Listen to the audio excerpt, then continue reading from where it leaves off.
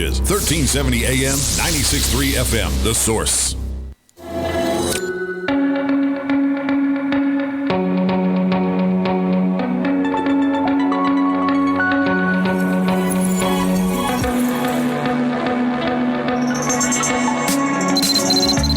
We're at 5 minutes after 9 o'clock. Thank you for tuning in this Wednesday morning. It doesn't seem like just yesterday, Robin, that I lived over near Dunellen, and I would sometimes drive in on 484 and come to Ocala on 200, and there was pretty much nothing but horse farms and trees until you got not even the interstate. I think you had to even get past the interstate, right? You remember those days, No, right? I do. I remember those days, yeah. And then things started building up, and something called On Top of the World opened up over there, and that has completely changed the demographics. The State Route 200 corridor became wider, and it is such a thriving community, and it is because of the foresight of the people who put that together. And we've learned a lot about the people who put that together from Robert Colen. Robert has come in here many times to talk to us about what they do over there, and selling me on the idea of living over there once I get to be 55.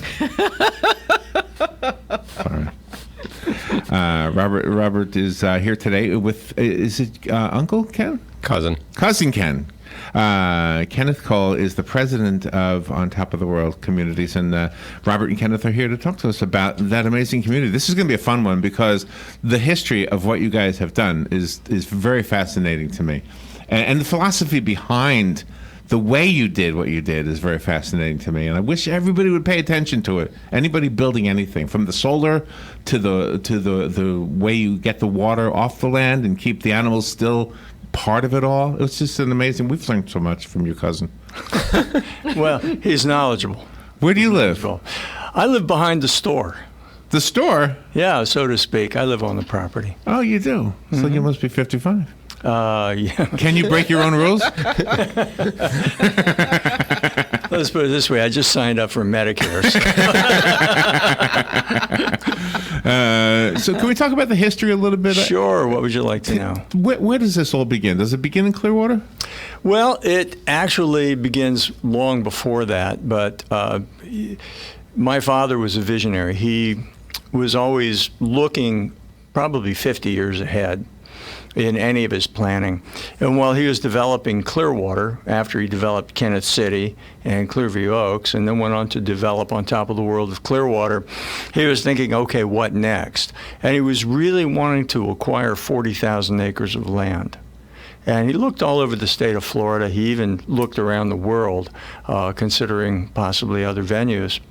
And just by a fluke of timing, he was introduced to Mr. Ferguson with Norris Cattle Company. Norrin Corp was the parent company, a publicly traded company, and Norrin Corp had done a lot of work with Punta Gorda Isles on doing large pieces of property, submitting them to plats, and it was primarily destined to be, in those cases, land sales.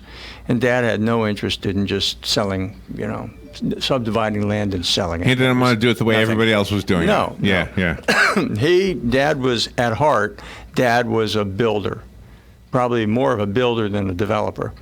But be that as it may, he and Mr. Ferguson, they called him Fergie, got together, and it was late in the year, and Norrin Corp needed to show some black ink on their ledger there, and they got to talking, and quite literally, the contract was written on the back of an envelope, the talking points. I said, "Did you ever keep the envelope?" And he said, "No, it got away." Oh, no. Yeah, I would have it framed. Oh, my gosh, yes. But they went to Lanny Curry with Ayers Cluster Curry in town, and that was, I think, on December 18th. And they wrote a contract on the property and closed for cash on December 30th. Nice. I don't know if you could do that today. Yeah. But it was a lot of trust. So where does the foresight come from? Like the understanding of being good stewards of the environment. Let's just start with there. Where does that start? Was there something in your dad's past that he saw things being done and he thought this should be done differently? And you see this everywhere, even in New York. Rob and I watched this video on the cleaning up of the Bronx River, and it's actually usable now, not drinkable necessarily, but you can canoe in it. Yeah. Which you wouldn't have thought of that before, you know. No, I think there's a pretty much broad recognition that this has public acceptance. I mean, you can go in and perhaps change things too much and lose a certain character to it. Absolutely, yeah. And Dad firmly believed that the land would speak to you if you'd listen. And I believe I believe he was correct about that. So, you come in with certain ideas and certain goals, and it evolves. These plans evolve over time, and they're shaped by many forces. So it's not an easy answer to say that. But the one thing I know is that we don't have to jam people in to have a quality development, to be able to have the growth that we're targeting, targeting on the property. I really do love it. I mean, I can compare it to other, what do you call subdivisions? Is that what we call it? No, it's a community. We call it a community. Yeah, it's more than a subdivision. Maybe Indigo East is a subdivision, right, of a community. But you compare it to others, and others have this almost over-ambitious desire to be like a hot spot, to be, jumping and dancing and everybody's got their own taste, but I just think I like what you're doing. The one thing that sounds true that you haven't said is anything about a goal for money. And it is common in almost all success stories you hear is somebody wanting to write a great book, not because it makes money, they just want to write a great book. Somebody wants to put a great community together. You never once say it's so that you could become rich. And I just to step in here, that one of the things that my uncle and that Ken always says around it is, how do we provide a meaningful life for people?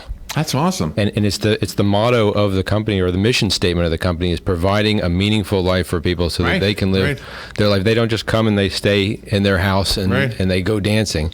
But there's education, there's clubs, there's meeting other people, there's the socializing. Yeah. That their life has a value beyond just living, and that's what's exciting, because people really get that when they come to the community. Yeah, and everything I know about Top of the World is from you, Robert, and your guests, because that's how I know. I mean, I've been there. We went there for fireworks.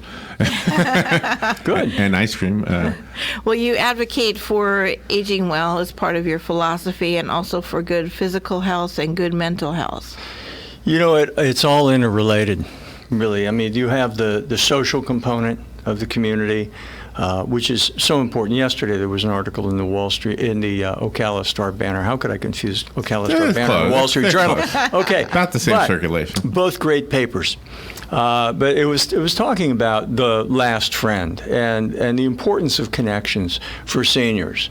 And we're not necessarily an elderly community; we're an active adult community. But the fact of the matter is, people move in, they love it, they stay for many years, 20 years, 25 years.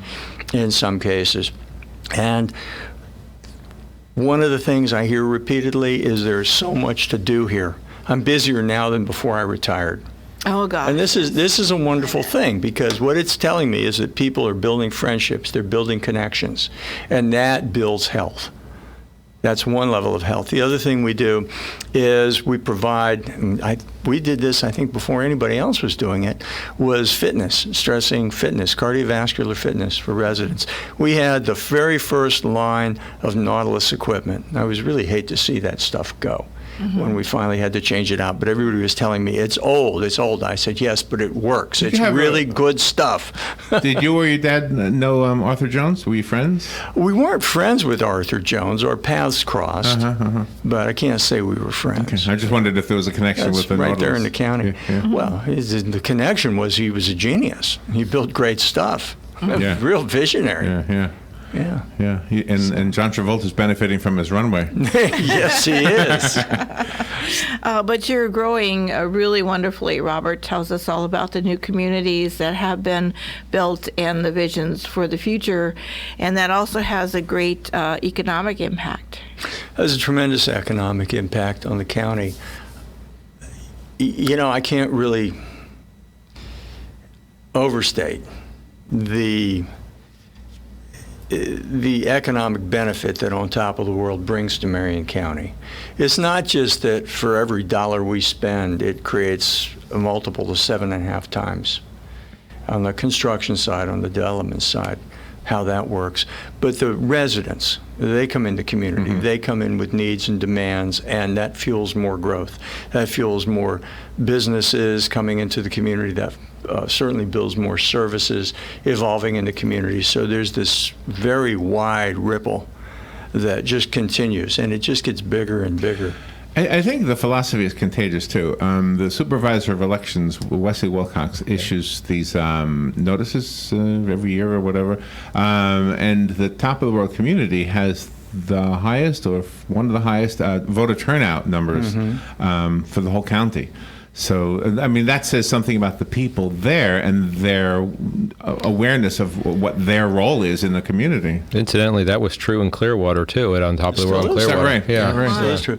But the fact of the matter is, what you're really going toward is the engagement that residents of the On Top of the World, families of communities have, whether it's by volunteering, whether it's by engaging in service work throughout the community, and in politics. It's just, it is a wonderful multiple. But there are a lot of educational opportunities too. I know my mom goes with her friends. You'll have different speakers from time to time, not just about health, but about historical facts and events, and they just love that. Painting, things like that. Yeah, my dad even teaches on the Civil War quite frequently. So. Oh, wonderful. And the Wild West, and then he does a legal series as well. But he gets a lot of people come up for that. And we get events or lectures where you have 200-300 people show up, and it's engaging, and people ask a lot of good questions, and they're involved with what goes on. And then a lot of the classes that are offered, the people who live in the community are the ones who are teaching the classes, because we have professors who were solar energy, physics professors in solar energy.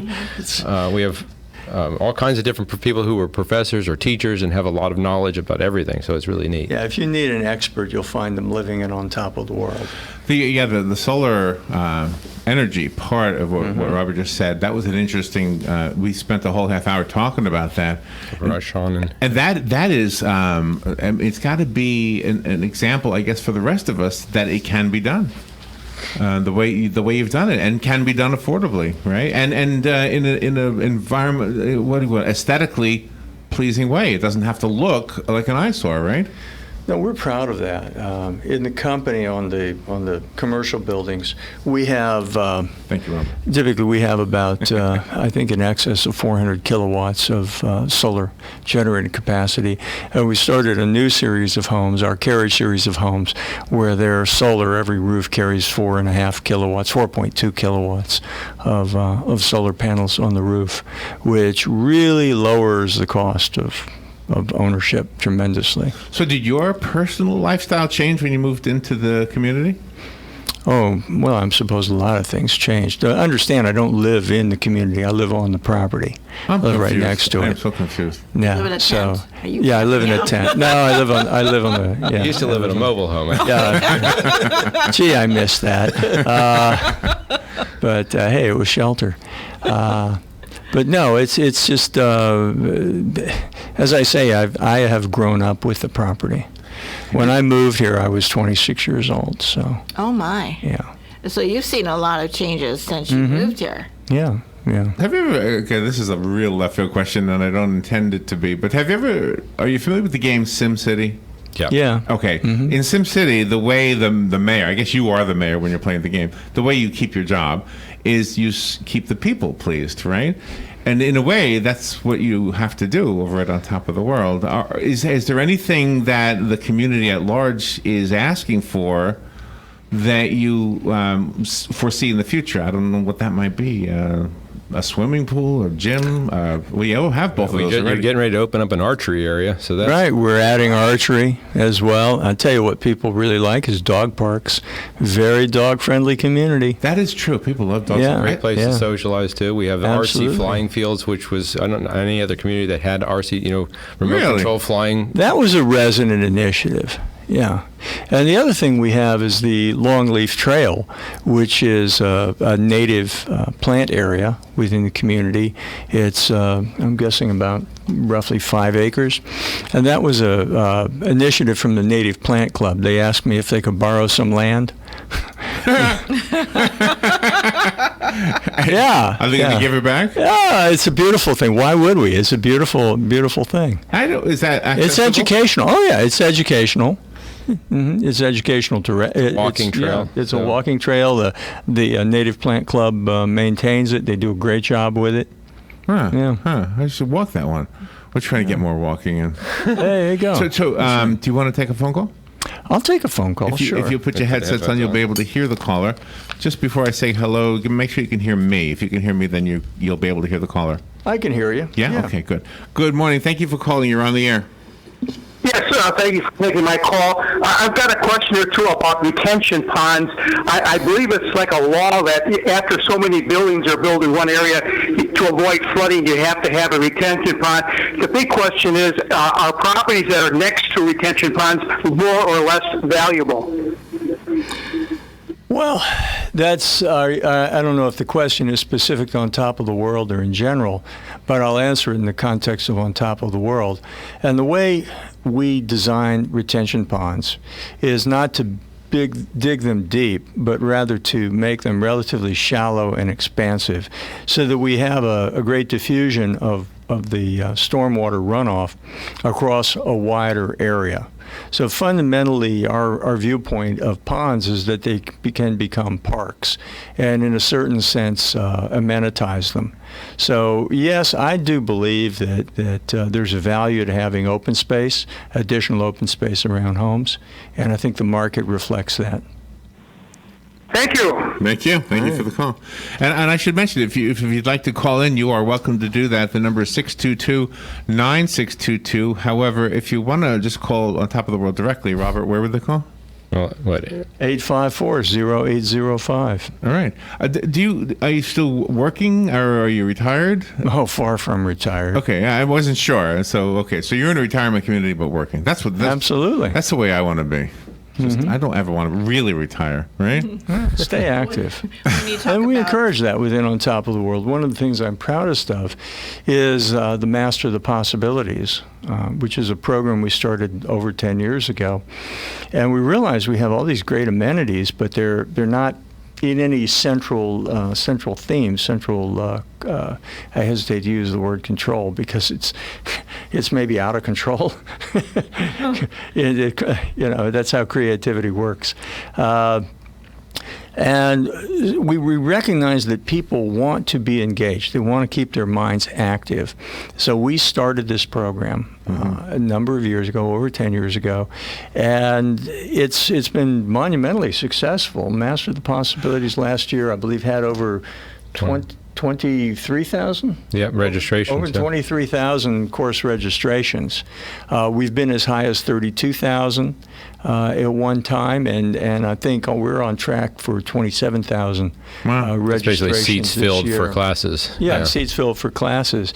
And as Robert alluded to, we have some very highly qualified instructors within the program. And it has been so much more successful than I could have ever envisioned. And this is largely, you're following your residents on this. The name is ingenious. I believe that nothing is impossible. So therefore, you pick your possibility that you want to master, and you can take that as far as you want. I mean, it's all around us. There's always examples. You guys are an example of mastering the possibilities. It's really limitless, and that's part of the beauty of the program. It really is. It's such a hard message to sell. especially to somebody who has felt all of their lives like the world is against them. They're not going to amount to anything, but the possibilities are truly there. Is there the possibility that Master the Possibilities will expand beyond On Top of the World? Will it be the next TEDx kind of a thing? Well, I don't know if it'll be a TEDx, but it'll be, we've talked about that, about, dare I use the term franchise, but satellite operations from Master the Possibilities into other communities. It already has to a certain extent. You've met Cammie Dennis, and she was doing a balance program. Part of that was under the auspices of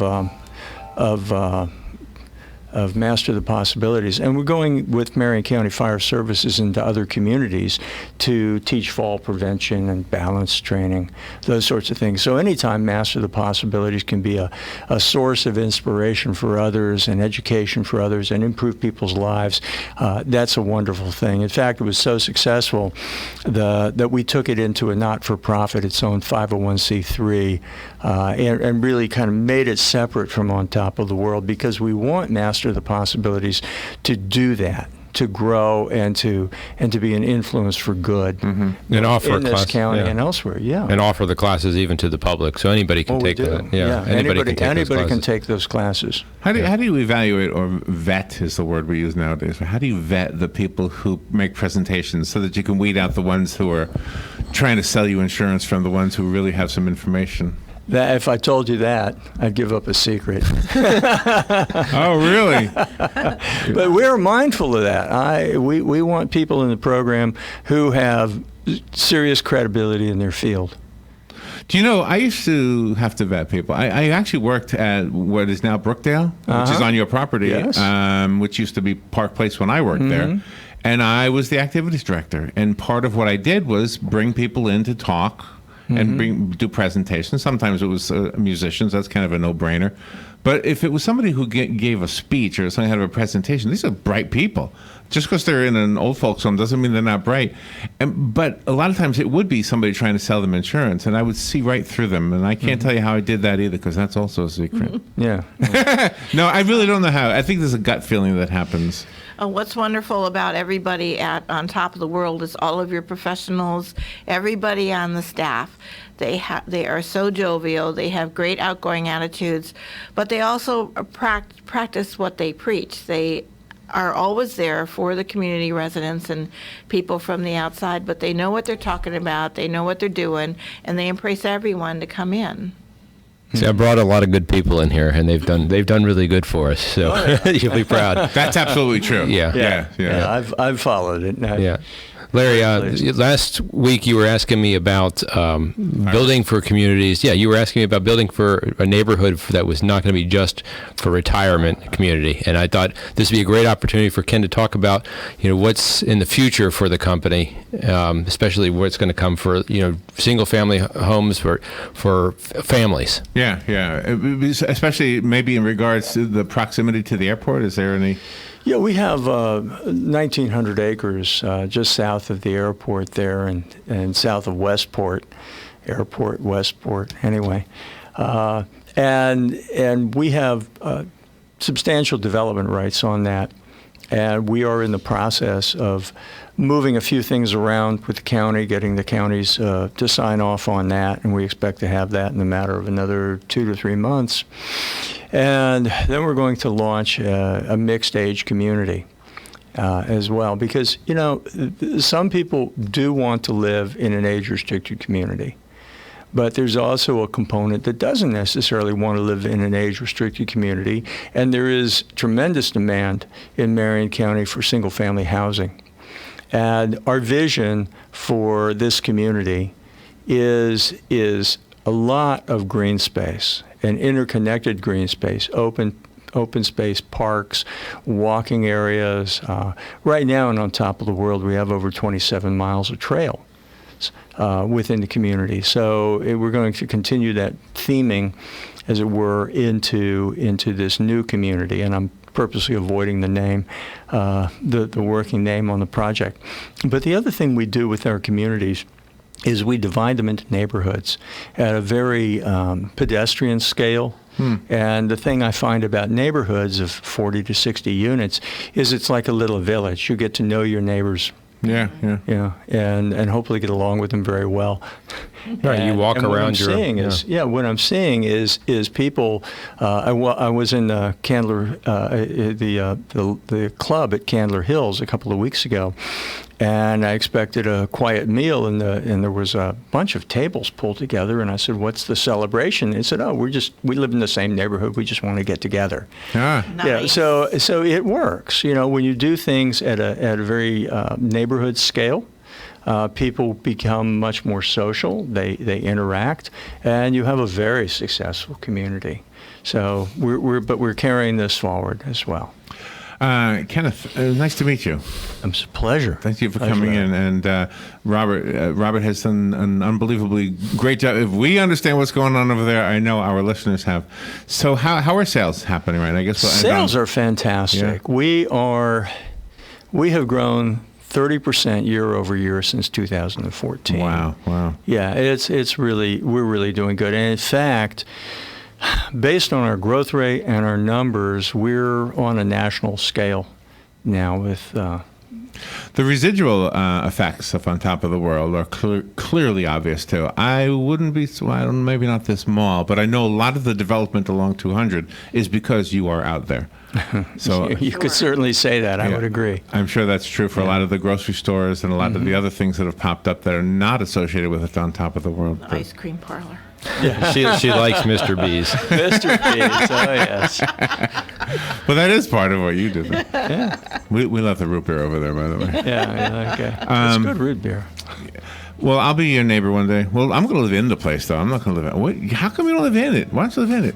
What? Why don't you need live? some peace. Oh, do you get bothered all the time? No. Do you get bothered? He's a rock star. No. Everybody People are recognizes him. respectful. They understand bounds and boundaries. It's a wonderful group of residents. I got to tell you, I'm really, really blessed and fortunate in that way to know so many wonderful people. I can tell you, I had a resident who was really upset with me during the same week, saw me out with my family, and came running over to give me a hug and tell my kids and my wife how great I am. So, and I'm like, where did that come from? Wow. It's a true story. So, wow. That's wonderful. Thank you, guys. Thank you for coming in. Thank you. That was fun. Very informative. Robin, it's a pleasure. Nice meeting you. All right. And thank you for what you do. Oh, you're welcome. Yeah. Appreciate that. We'll take a little break. We'll be right back.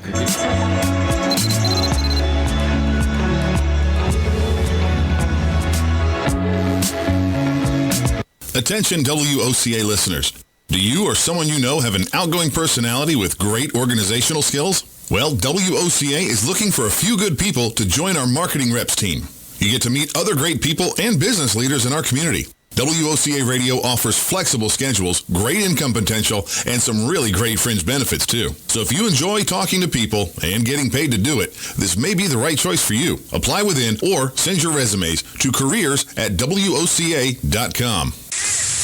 Hey Adam,